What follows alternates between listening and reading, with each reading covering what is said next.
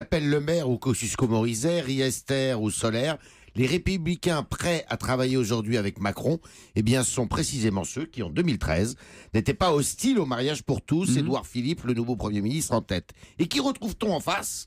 Chez ceux qui ont la dent la plus dure contre Macron, eh bien, ceux qui s'étaient opposés au mariage gay par opportunisme ou par conviction, Wauquiez, Accoyer, Ciotti et évidemment Retailleau, très proche du mouvement Sens commun. La fracture entre ces deux droites s'est creusée à cette époque, à l'époque du mariage pour tous. Elle a animé la primaire entre ceux avec Fillon qui voulaient revenir sur le mariage et les autres. Aujourd'hui, elle débouche sur un quasi-divorce à la faveur de la recomposition du paysage politique provoqué par Macron. Et c'est logique, Thomas. Et pourquoi c'est pas surprenant, selon vous? Eh bien parce que les uns sont libéraux et les autres conservateurs. Ce sont les libéraux qui rejoignent Macron.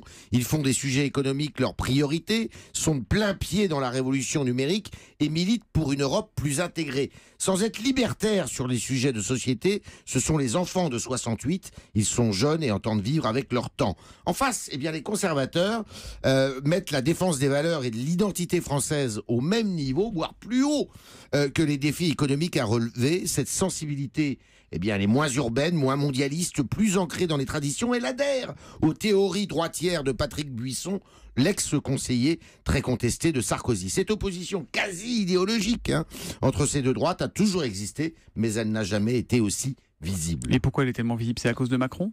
Eh bien, Macron en est moins la cause que le bénéficiaire. La maison commune de la droite, imaginée en 2002, avait de mauvaises fondations. La preuve, elle éclate au grand jour aujourd'hui. La discipline de parti n'opère plus. Il y a moins de différence, Thomas, entre NKM et Macron qu'entre NKM et Ciotti, dont on peut se demander ce qu'ils font dans le même parti. Eh ben, je lui demanderai, Eric Ciotti, puisqu'il sera là à 7h45 dans l'interview Vérité. Merci Yves et à demain. À demain.